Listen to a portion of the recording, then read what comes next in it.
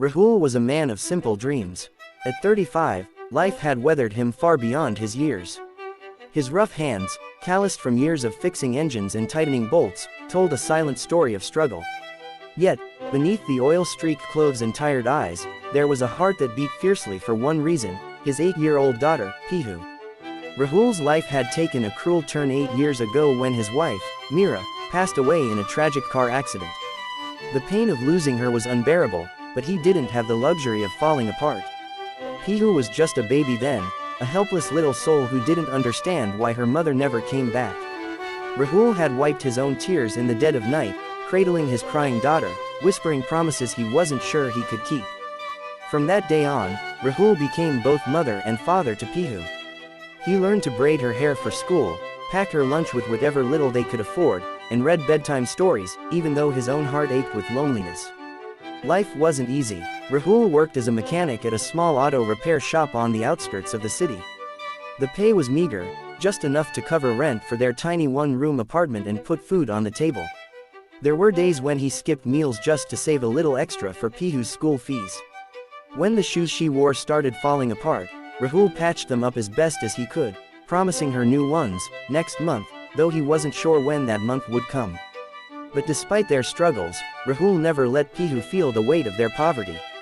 Every evening, no matter how exhausted he was, he made time for her.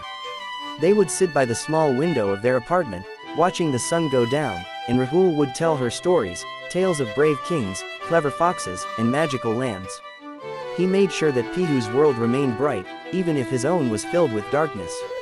One evening, after a long, grueling day at work, Rahul was walking home. His toolbox, heavy with wrenches and spanners, swung by his side. His back ached, and his stomach growled. He hadn't eaten since morning, but the thought of seeing Pihu's smiling face kept him going. The sun was setting, casting a golden hue over the nearly empty road. It was a quiet route. Not many cars passed by, except for the occasional expensive vehicles heading toward the posh side of the city. As Rahul trudged along, he noticed a sleek black car parked awkwardly on the side of the road. The hood was slightly open, and a woman stood beside it, her arms crossed, clearly distressed. One of the tires was flat. Rahul hesitated for a moment. She didn't seem like someone from around here. Her clothes were expensive, and the car was a model he had only seen in magazines. People like her didn't usually interact with people like him. But then he noticed the worry in her eyes. She kept checking her phone in the road, as if waiting for someone, anyone, to help. Taking a deep breath, Rahul approached her. "Ma'am, do you need help?" he asked softly. The woman looked up, startled at first, but then let out a sigh of relief. "Yes, please, I have a flat tire, and my phone's battery is dead. I don't know how to fix it," she said, her voice a mix of frustration and exhaustion. Rahul nodded. "Don't worry, I can take care of it." He set his toolbox down and got to work. His hands, though rough, moved with practiced ease. He loosened the bolts, lifted the car with the jack, and replaced the tire swiftly. Sweat dripped down his forehead, but he didn't stop until the job was done. The woman watched him silently. She noticed his worn-out shoes, his torn shirt, and the quiet determination in his movements. He wasn't doing this for money, that much was clear. When Rahul finished, he double-checked the tire and wiped his hands on a rag. "It's all set now, ma'am. You're good to go." The woman smiled, genuine gratitude in her eyes. "Thank you so much. I don't know what I would have done without your help," she said. "How much do I owe you?"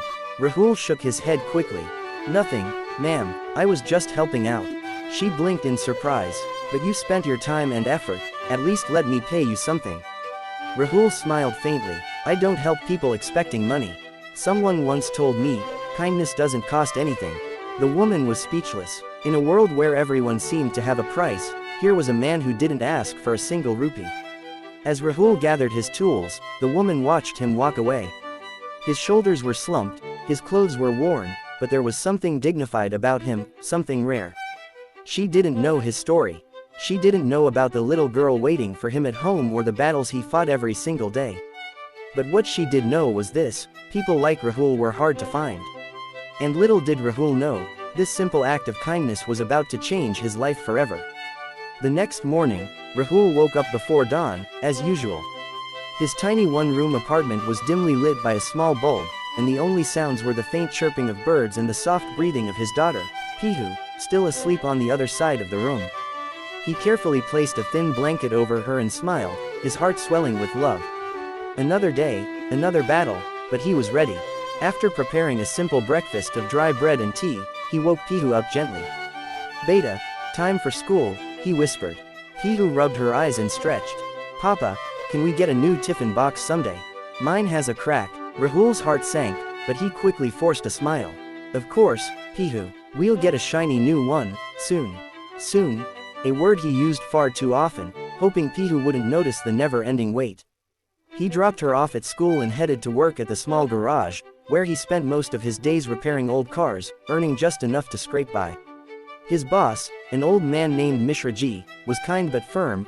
Every minute counted, and there was no time for idling.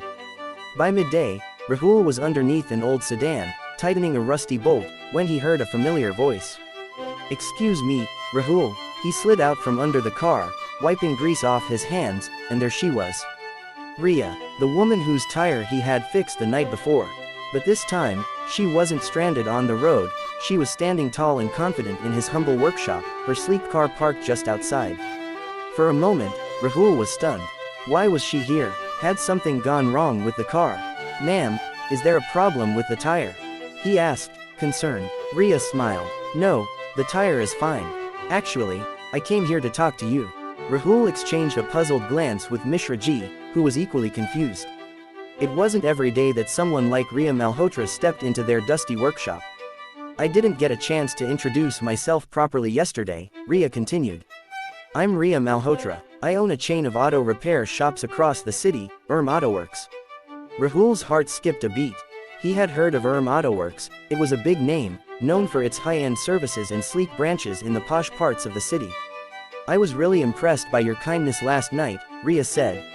"You didn't ask for money, you didn't expect anything in return."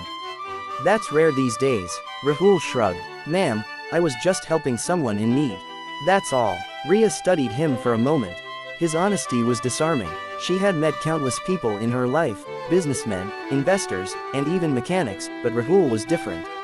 There was a quiet dignity about him, an unyielding honesty that couldn't be bought. Taking a deep breath, Riya spoke again.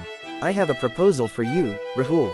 Rahul blinked. "Proposal? I want you to come work for me, not as a mechanic, but as a manager at one of my repair shops." For a few seconds, there was complete silence. Even Mishra Ji stopped working and stared, his jaw practically on the floor. Rahul's mind raced. Did he hear her correctly? A manager? Him? "Ma'am, I think there's some mistake," Rahul said, his voice hesitant. "I'm just a simple mechanic. I don't know anything about managing a big shop." Riya smiled. "You know more than you think. You have skills, Rahul, not just with cars but with people. I saw that last night. Honesty, kindness, hard work, those are the qualities I want in someone leading my team." Rahul shook his head, still struggling to process what was happening. "But why me?" Riya's expression softened. "Because someone once gave me a chance when I needed it the most. I wasn't always a successful businesswoman, Rahul. Years ago, when I was just starting out, I was broke, desperate, and lost. A stranger helped me, not because they had to, but because they chose to. I never forgot that. Now, it's my turn to pay it forward." Rahul's eyes stung with unexpected tears. He thought of all the times he had prayed for a miracle, for something, anything, to change his and Pihu's lives. Could this really be it? "But, I have a daughter," Rahul finally said, his voice cracking. "I can't leave her alone at home if I work late." Riya's smile grew warmer. "The job comes with a good salary, health insurance for you and your daughter, and flexible hours. You won't have to choose between work and family." For the first time in years, hope flickered in Rahul's heart. Mishra Ji clapped Rahul on the back. Rahul, this is a golden opportunity. Don't let it slip away." Still overwhelmed, Rahul met Riya's gaze. I don't know how to thank you, ma'am." "You already did, by helping me last night," Riya replied softly. That evening, Rahul returned home holding a bag of sweets. "Pihu," he called out, his voice trembling with excitement. Pihu ran to him, her face lighting up. "Papa, you bought sweets." Rahul knelt down and hugged her tightly. "Yes, beta, and guess what? Your papa got a new job." Pihu's eyes widened. "A new job? Will we get a new tiffin box now? Rahul laughed, his heart full for the first time in years. Yes, beta, a new tiffin box, and so much more. As he looked into his daughter's hopeful eyes, Rahul realized something profound. Sometimes, life changes not through grand plans but through small moments of kindness. That one act of helping a stranger on the road had opened a door he never knew existed. And for the first time in a long while, Rahul dared to dream again.